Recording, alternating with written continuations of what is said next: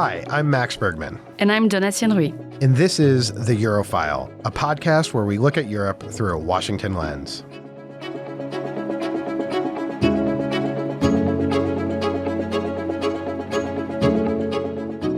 We are thrilled to welcome Jacob Chaki to The Eurofile.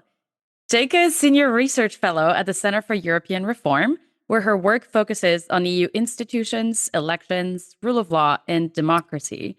She was previously Policy Leader Fellow at EUI, and very importantly, and that's where I first read her work, Research Director at Freedom House.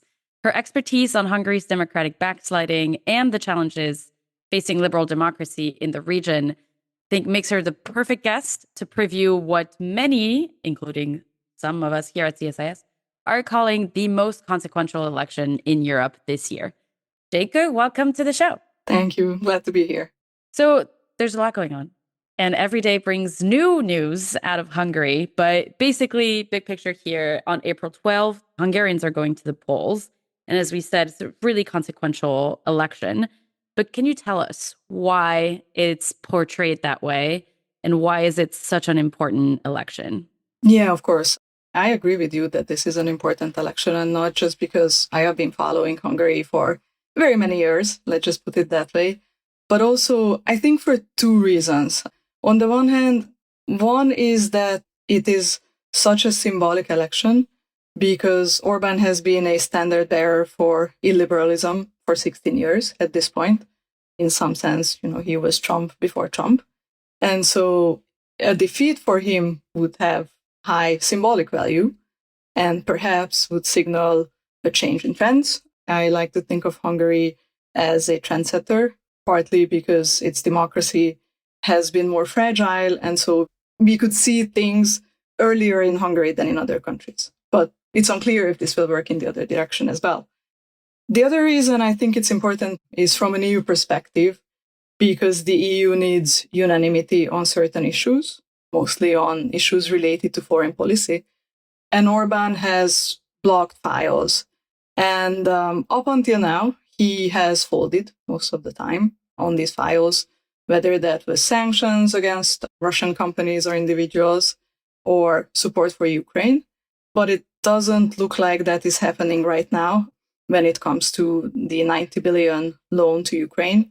And so going forward, Hungary seems to be much more of an obstructionist force in the EU. It seems to be something that the EU otherwise cannot handle. And so in that sense, this is certainly in Europe is the most important election this year.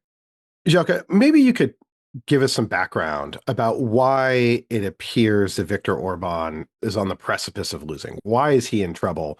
When the elections happened 4 years ago, there was also a lot of attention and some expectation that he could potentially lose. He came out and won that election, did so, in a somewhat sturdy fashion. And so why is this time different? And maybe to use another comparison, in Turkey with Erdogan, there was also a lot of sense that, okay, here's the opposition, they're rallying. So is this sort of a false democratic dawn? What makes Tiza and Peter Magyar different, or at least, the situation appears to be very different now than it was 4 years ago? Why is Orban in this sort of weakened state? Yes. So I think the parallel with 4 years ago is important and is a useful starting point, because essentially one key difference this time is that we have a new opposition. So 4 years ago, we had a united opposition, which meant all the opposition, not all, but most of the opposition parties that previously had challenged Orban, coordinated and ran in a united way. But those parties had been present in Hungarian politics for some time, and they had been unsuccessful before. This time we have a new actor, Peter Magyar, as you mentioned, and his Tisza party. He appeared on the scene 2 years ago.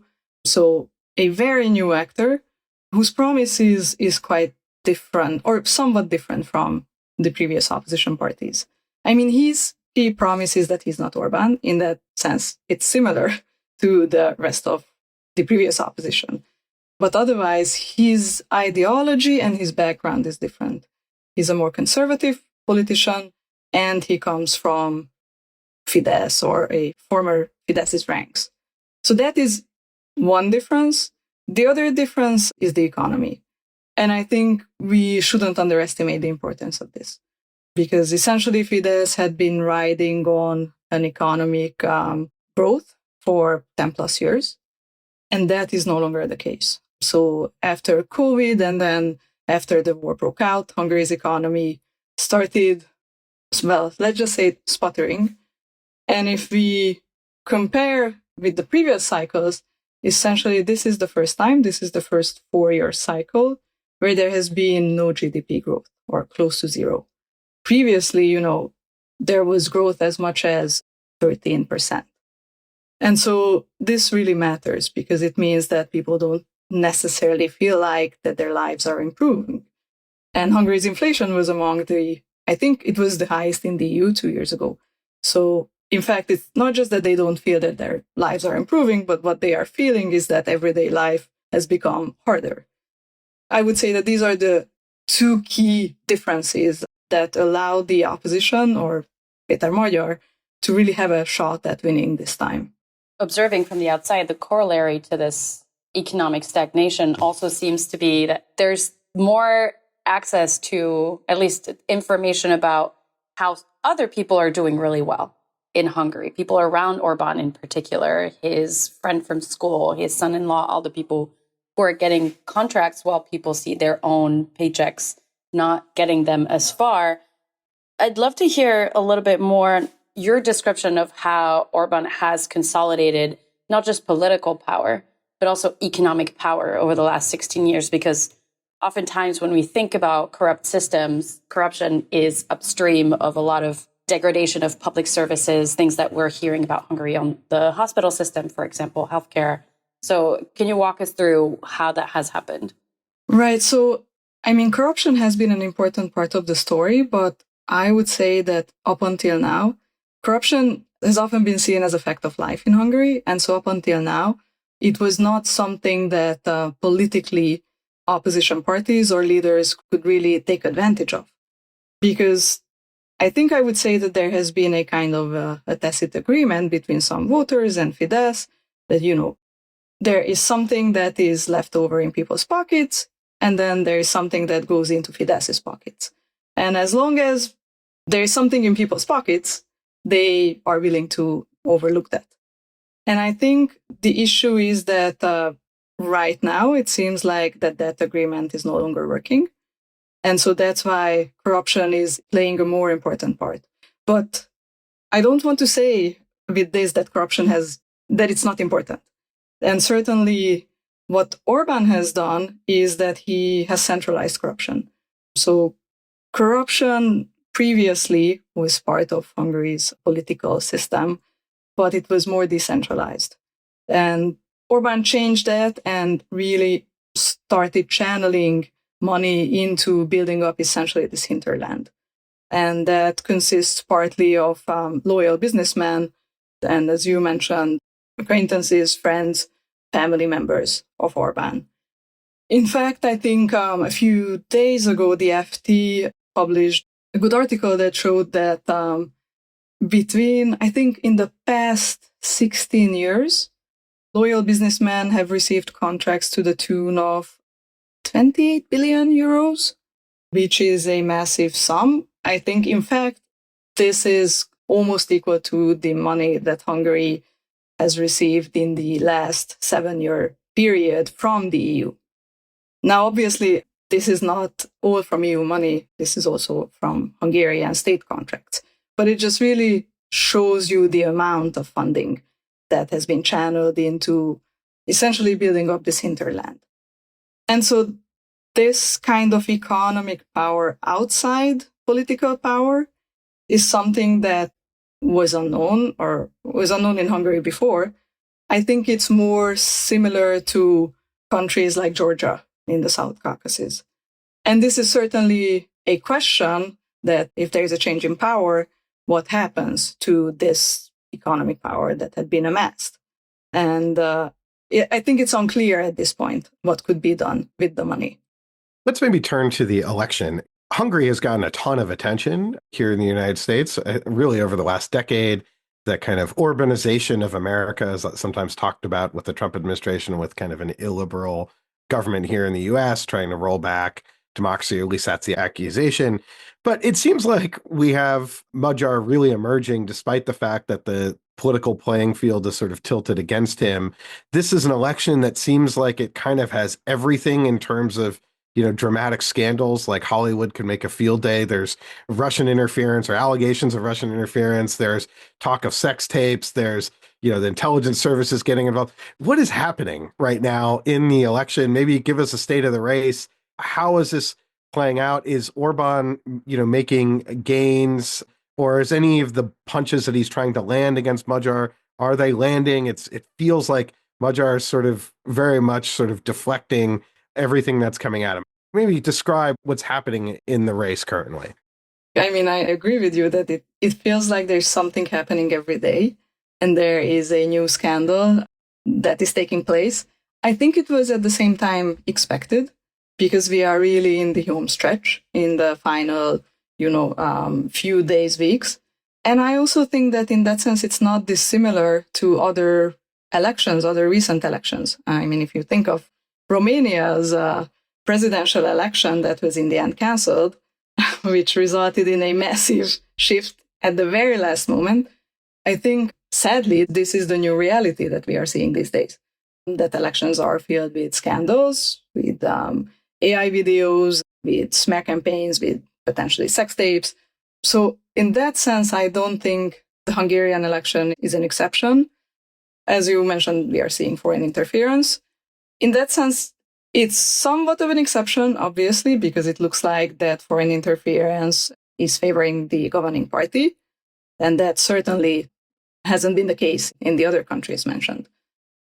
I mean, today's big news is that the last poll from Median, the most accurate pollster, came out. And Median was the pollster that came closest to the end result 4 years ago. And so this time around, they predict a massive TISA win, more than 20 percentage points advantage for TISA, which is in line with their previous poll that came out at the end of January, I believe, but is not necessarily in line with other pollsters. This was certainly surprising, I think, to many. I myself, I'm a little bit more cautious. I think the race is a bit closer. But it looks like when it comes to all these attacks, that they are not necessarily working on Magyar. He has certain kind of Teflon qualities, and that is certainly an exception. So it looks like the two electorates are really set in their ways, and we may not expect a lot of last-minute change. But I think we are still 2 weeks away, I think, from the vote at this point. So I would wait until the very last moment to be able to say who seems to be closer to winning. Can I just ask quickly about the role of Ukraine? Orban sort of trying to run as sort of the peace candidate, fights over the pipeline that comes from Russia through Ukraine into Hungary that has been damaged. And this is, the justification for blocking EU aid to Ukraine. How is that resonating inside of Hungary? What is the role of Ukraine in this election? Ukraine is essentially the enemy that Fidesz is using in this election, because Fidesz's campaign has been built around quote-unquote enemies in previous years as well, during previous elections as well. And so we saw that the migrant crisis around 2016 and during the 2018 elections, we saw that with George Soros, who was the main quote-unquote foreign enemy in the 2022 election and beforehand. And it looks like that role is now given to Ukraine and President Zelensky, because he symbolizes the war, in a sense, for Fidesz voters and the way that Orbán is presenting the whole conflict. And so this is something that seems to resonate with Fidesz voters.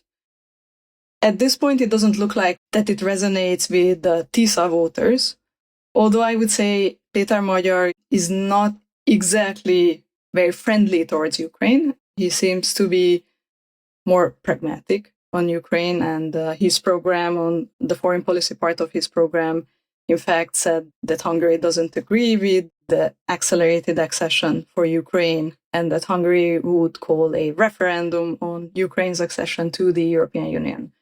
So in that sense, he has taken a more pragmatic / skeptical stance on Ukraine.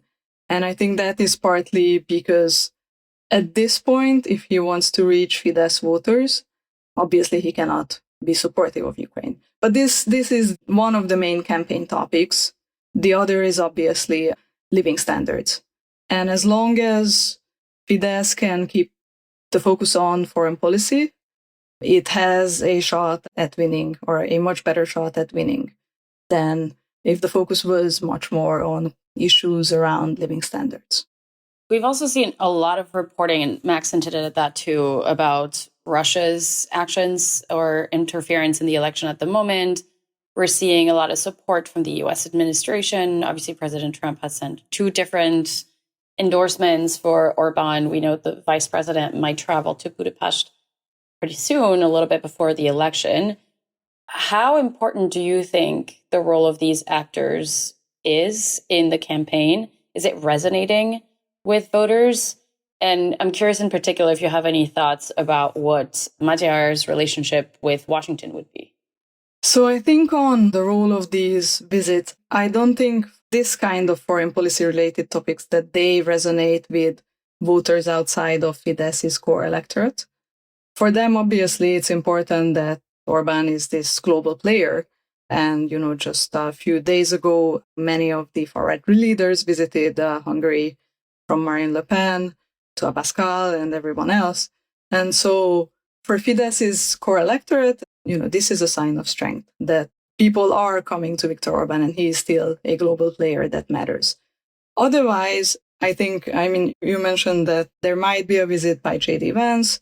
If that happens, I don't think that will make a massive difference because, Trump has already expressed his support for Orban several times. And that is not really the question that is on voters' minds.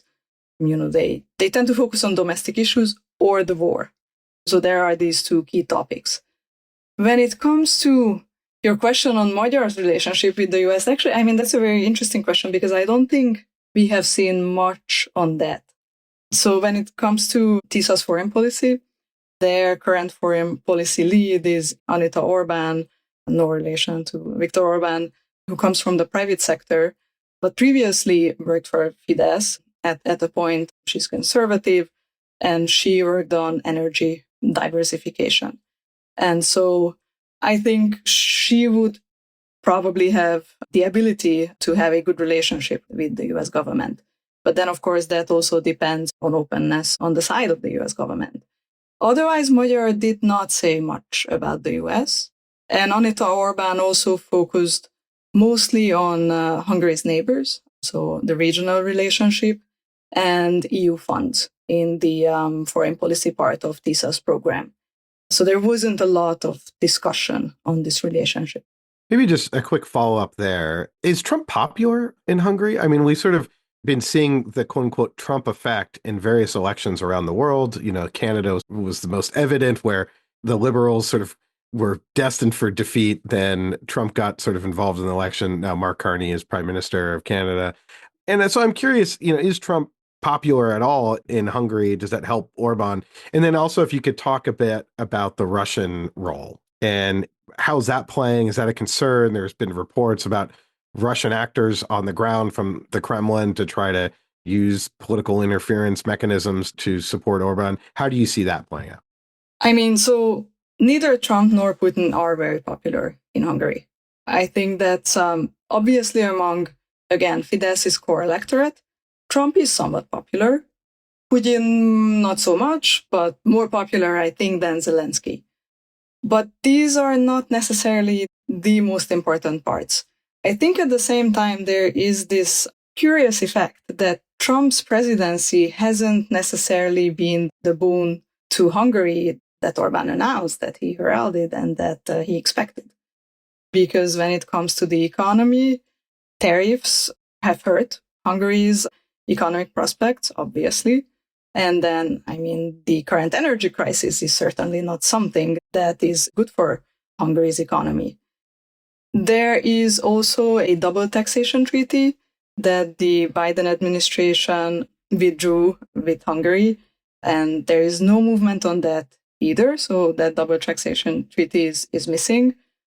And then Orban has received some US pressure on energy diversification. And I think there was an announcement of signing small and medium-sized reactors. So it's not just this obvious Trump has been such a big win for Orban. Not at all, especially if you look at the details. But then, of course, what resonates with voters and at the symbolic level, that's a completely different question. When it comes to Russia and Russia's role, so as you mentioned, so we are seeing a lot of active interference right now by Russia. There was reporting of 3 GRU agents being sent to Hungary under diplomatic cover. There was this Washington Post article that was published just a few days ago about a planned assassination attempt against Orban.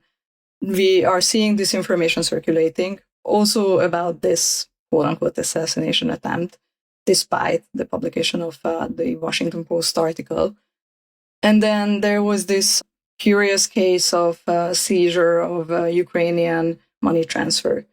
And then, of course, there is the bombing of the Druzhba pipeline, which I would fit into the same line, which was done by Russia. And so we are seeing a lot of attempts at interference. Obviously, I think these attempts, they matter if the result ends up being close, because then they can perhaps shift at maximum a few percentage points, perhaps.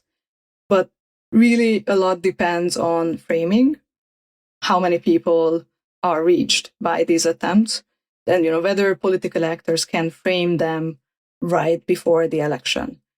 If the result is not close, then they will not make that much of a difference. And I would say if people want to read more about the seizure of this Ukrainian money, there's an amazing investigation by V-Square that is such a crazy story. But now we're going to ask you to pull out your crystal ball, since we're just a few weeks away from the election, and think about some scenarios for what could be happening. Can you walk us through what you think is in the realm of possible and the impact that could have, even just interference, like on election day, accepting the results, disputing the results? What do you think is possible? So there are a lot of possibilities. So based on this Median poll, I think it seems, at least right now, that what is more probable is a TISA victory. But a lot will depend on the scale of that victory.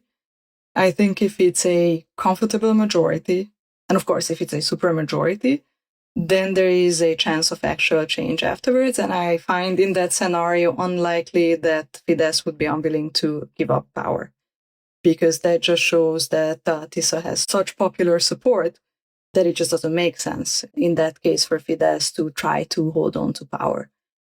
Now, I think an equally likely scenario, and this flies in the face of the mentioned Median poll, but perhaps because I'm too cautious, is that we have either a narrow TISA majority or that we have a scenario in which there is no clear winner, or at least we have to wait at least a week to count votes that arrive from outside Hungary's borders, which will be counted a week after the election, or at least that is the end of the counting period. And I think I would also add that, and listeners should keep this in mind, that right now there is a state of emergency in Hungary, and that state of emergency ends a month after the election, and that it can take up to a month for the new parliament to start working. And so there is this period right after the election where, in theory, Fidesz, or if it's an outgoing government, could still do things.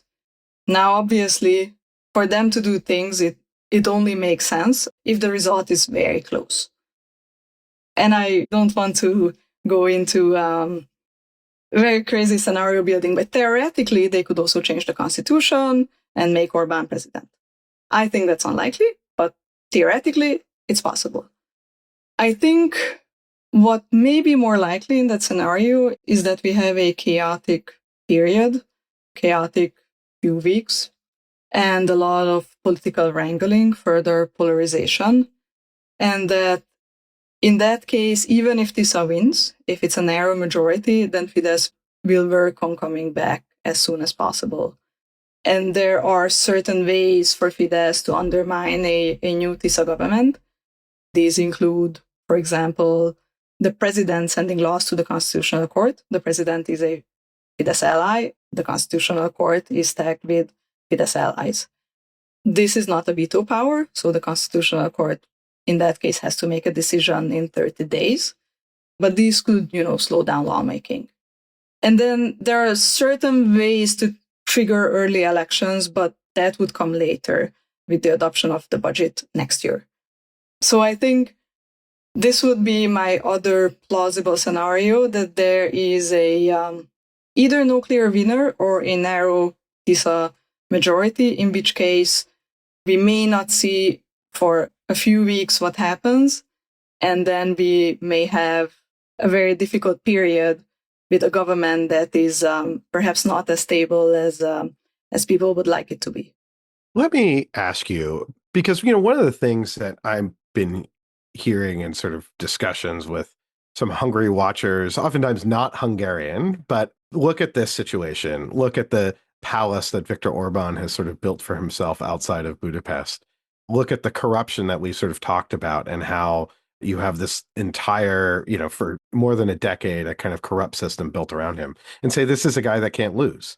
And not that he can't lose the election, but like he can't go. And if he goes, then he is opening himself up to potential prosecution in the same way that we've seen in Russia and other places, that you created a corrupt dynamic in which it's all or nothing. And so you posit from that and then say, okay, all the stops are going to be pulled out. This will not be a free and fair election. There'll be cheating. There'll be whatever it may be, that this is going to be a fraudulent election, but that he will hold on to power any means necessary. So the question for you is, what do you think about that scenario? What is right or wrong with that scenario? The other thing I've heard is that, this is the Austro-Hungarian bureaucracy, and no, there's no sort of ability to cheat. But if there is sort of cheating or manipulation or other action, there is this country next door to Hungary that, had a similar situation in 2004 with the Orange Revolution in Ukraine and the Maidan Revolution. What do you think about that sort of outright theft of the election? And then is that plausible? And what do you think the reaction would be? So I think fraud on election day is unlikely. I think that this will be a free but unfair election. Unfair because of all the advantages that Fidesz has. But at least based on previous elections, fraud, it isn't happening on election day. It is what goes into the sausage, essentially. It is what happens in the run-up to the vote.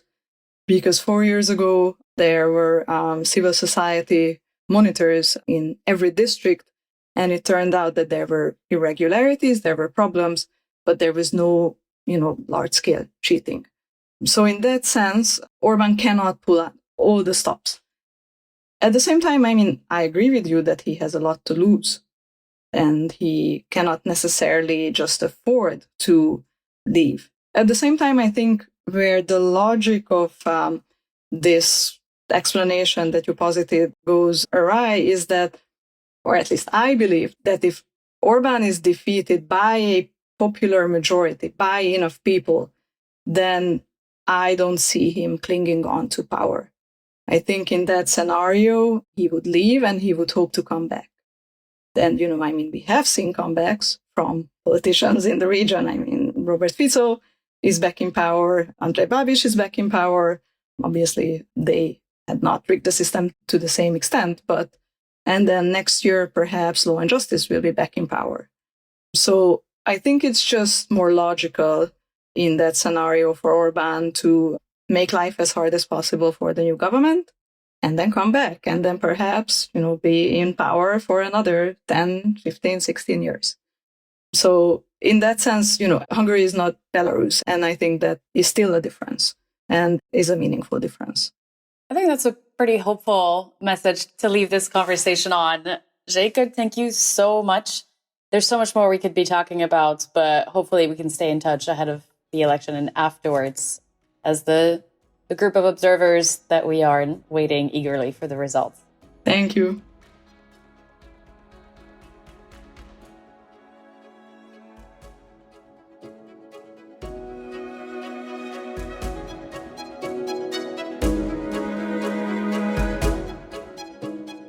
That's it for today's episode. As always, if you enjoyed the show, please subscribe and leave us a review wherever you get your podcasts. You may also be interested in our sister podcast, Russian Roulette, which covers the latest on Vladimir Putin's Russia and the ongoing war in Ukraine. Our thanks to our producers Shannon Young, Otto Svensson, and Lexi Linnefelter for coordinating and researching this episode. We'll be back soon with another assessment of Europe through a Washington lens. Until next time.